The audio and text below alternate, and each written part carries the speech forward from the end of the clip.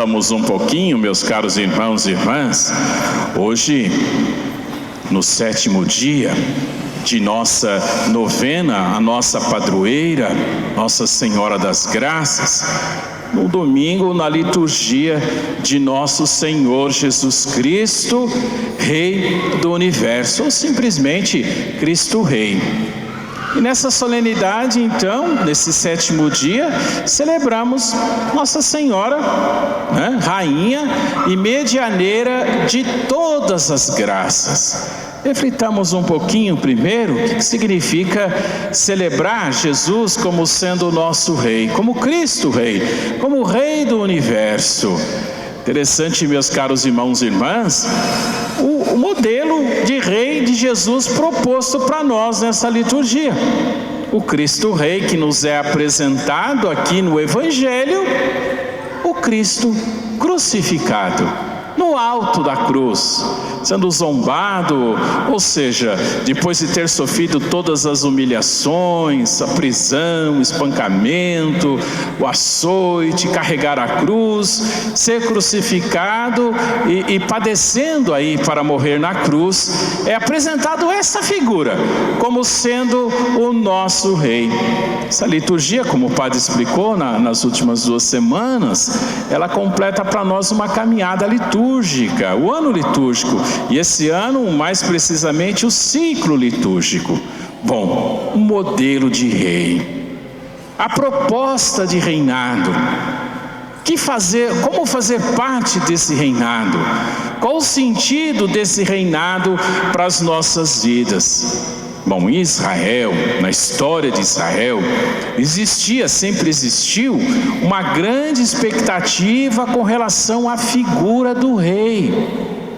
A própria primeira leitura que nós ouvimos coloca aí o maior dos reis que Israel conheceu na sua história, o rei Davi.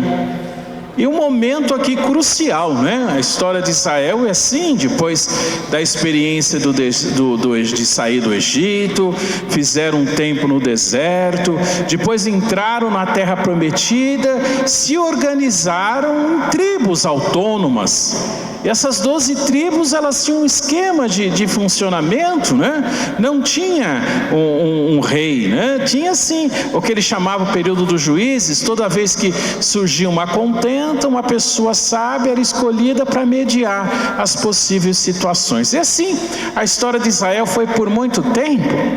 Acontece que os países vizinhos se organizaram, tornaram-se pela unificação poderosos, tinham um exército. Israel não tinha nada disso.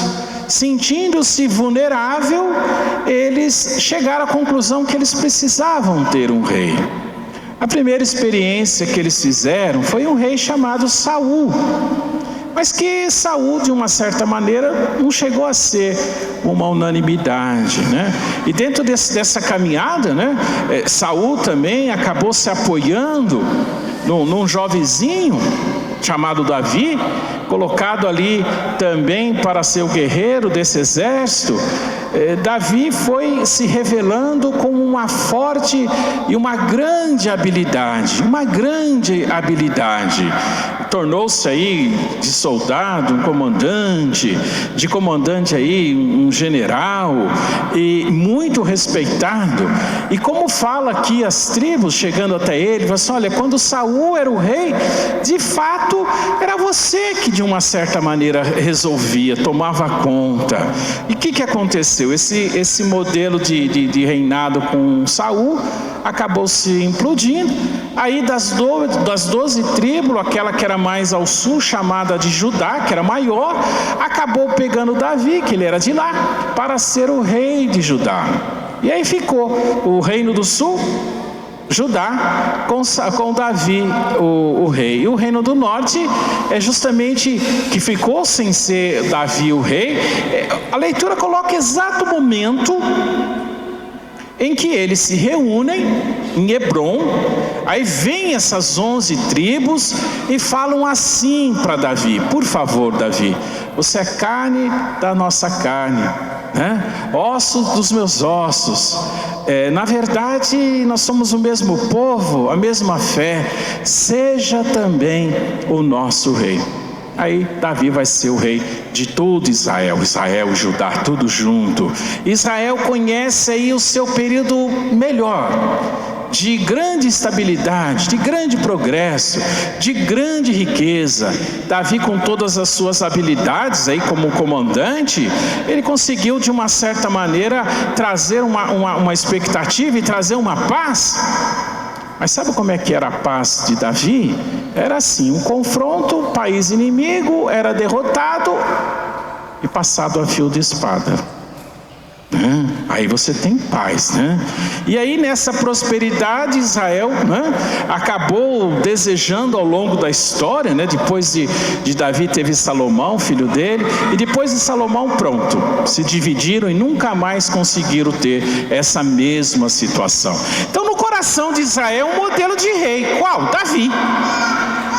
Então sempre se desejava, se pedia, queremos um rei semelhante a Davi. Aconteceram muitas coisas, foram dominados por outros povos, essa dominação foram se sucedendo, chegaram na época de Jesus ainda com essa vontade, queremos um rei, queremos um rei. E Jesus quis ser esse tipo de rei que Israel queria e desejava? Não. Por quê? Não foi esse modelo de rei. Como assim? Olha, tem um episódio muito interessante, Evangelho de João, quando Jesus faz a multiplicação dos pães, no capítulo 6, eles diante daquele milagre, eles falam assim, olha, ele fala bonito, ele faz milagre e cura os doentes. Nossa, ele também dá pão. É ele que tem que ser o nosso rei. Muito interessante. E Jesus não aceita. Não é esse o seu reinado. Esse é o reino do mundo, né? Necessário também. O mundo precisa se organizar de uma maneira ou outra, de uma república ou numa monarquia, no império, não seja que for, precisa ter uma organização. Mas não foi para isso que veio Jesus.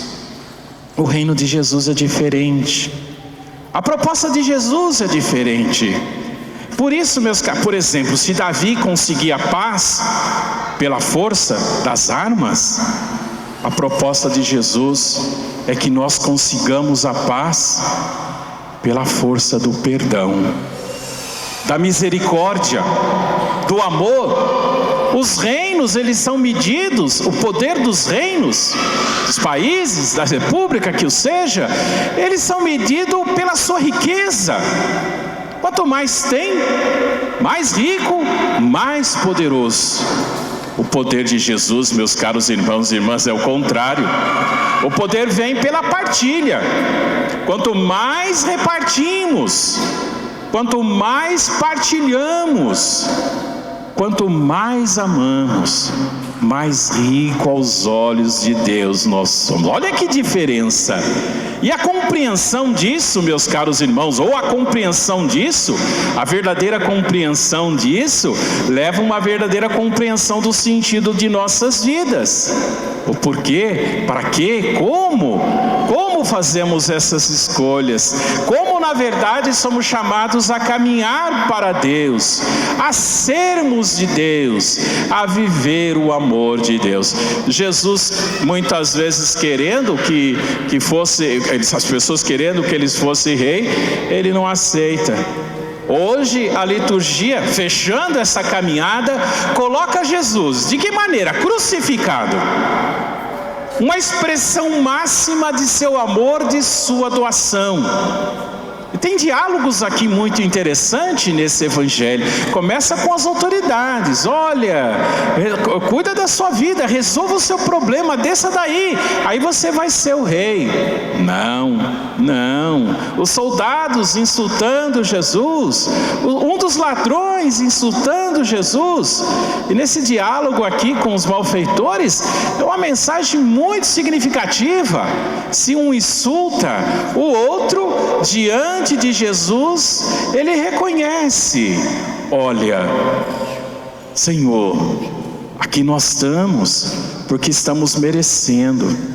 Ele não fez nenhum mal. Jesus, Mestre, lembra-te de mim quando estiveres no seu reinado. O reino definitivo de Jesus é esse que nós somos chamados a fazer partes.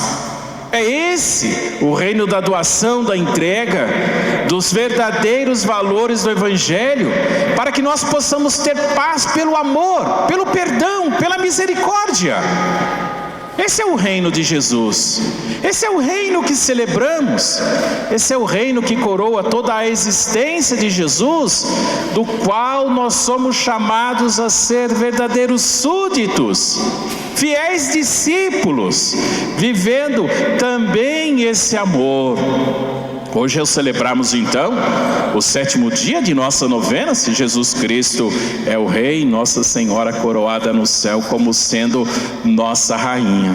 E como celebramos ao longo de todos os dias de nossa novena, e também hoje, ela que traz para nós todas as graças. Nós rezamos na oração inicial justamente isso, falando dos raios de graças que Nossa Senhora derrama sobre nós. E rezamos na oração que esses raios iluminem a nossa inteligência, a nossa compreensão, para que a partir justamente dessa iluminação possamos compreender o sentido verdadeiro de ter Jesus como sendo nosso Rei e fazermos partes do seu reinado. Nós continuamos